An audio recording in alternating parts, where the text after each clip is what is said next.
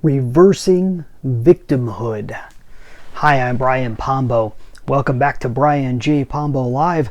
I'm a business investor, and we have a lot of talks here about business and both the idea of being a business owner and also being executives, just the kind of the people who are in charge, and how you get there, how do you stay happy there, and how do you have a more fulfilling life. I talk about the principles and the strategies and the tactics necessary to be able to grow and go the next step.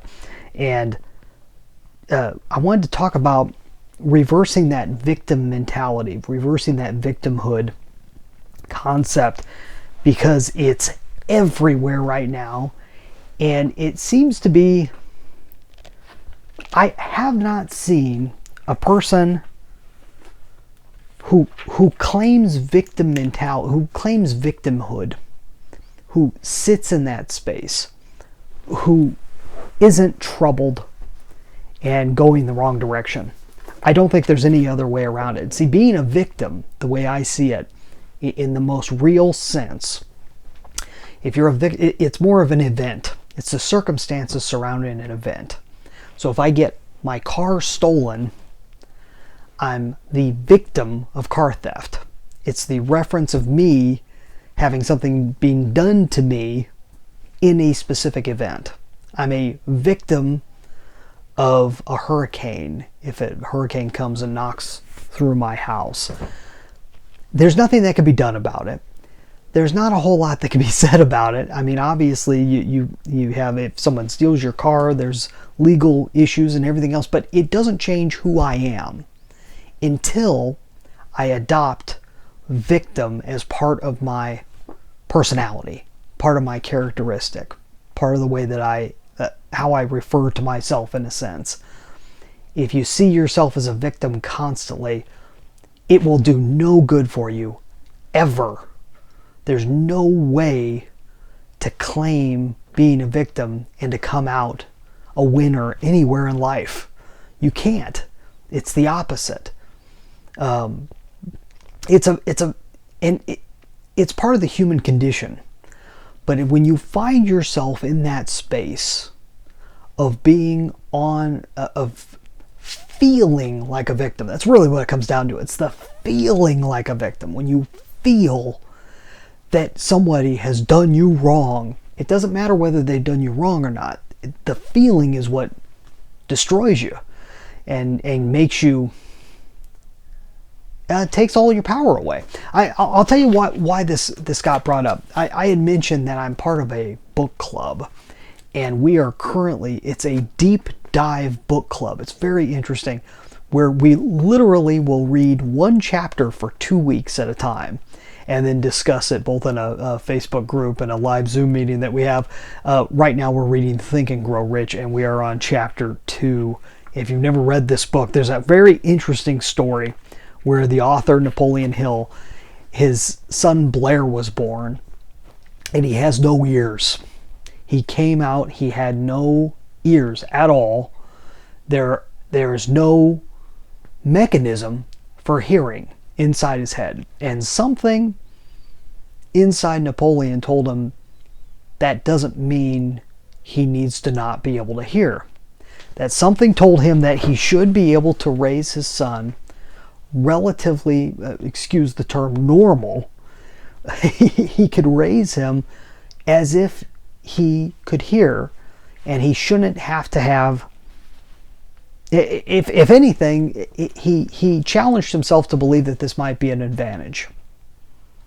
That something that most people would see as a disadvantage could actually be an advantage.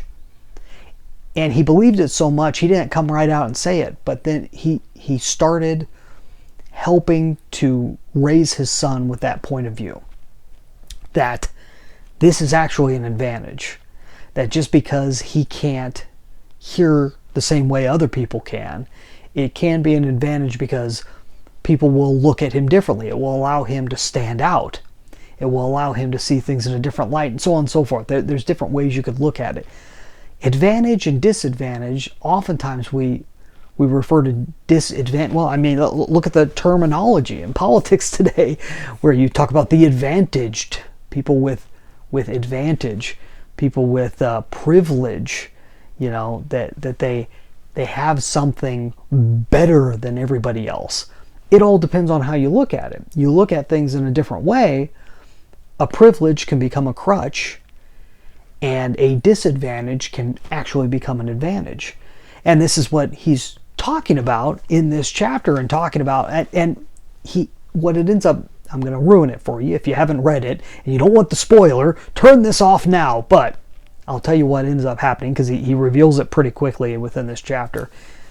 What ends up happening is his son ends up being able to hear without the physical mechanisms to be able to hear. Somehow his body is able to adapt and be able to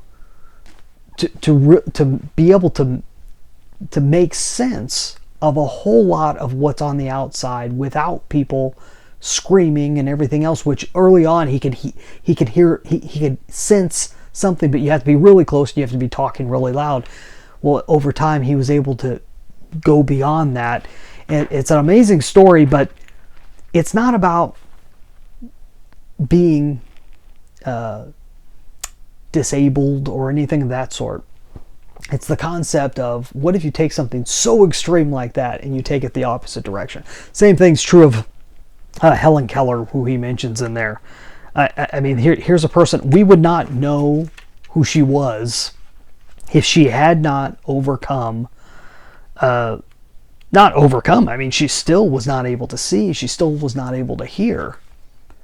But if she was not able to produce amazing thoughts, amazing speeches and so forth, even though when she was young she was not able to speak, she was not able to hear, she was not able to see, and then she rose above that.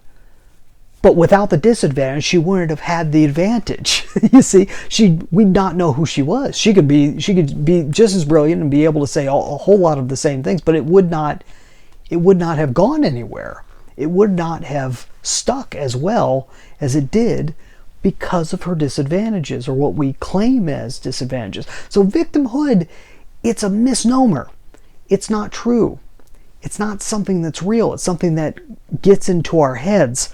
The same thing's true of the current situation while I'm filming this is we're discussing what's going on in Russia and Ukraine, where Russia has invaded Ukraine. This is 2022, and at this current time, the situation that appeared to be absolutely hopeless, that no one would even really help Ukraine for the most part in this situation, because the president of Ukraine has stuck around, and because a whole lot of them were relatively prepared and are out there fighting, they've turned things around where people are talking differently. I don't know how this is going to turn out. You're watching this in the future. You already know what happened.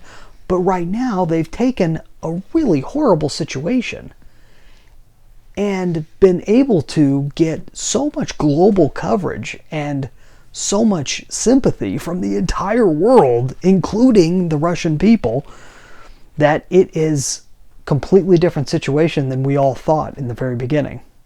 And things have not completely fallen overnight. Even if they go to complete defeat, it's an amazing thing to be able to see this come about, regardless of what side you're on or otherwise.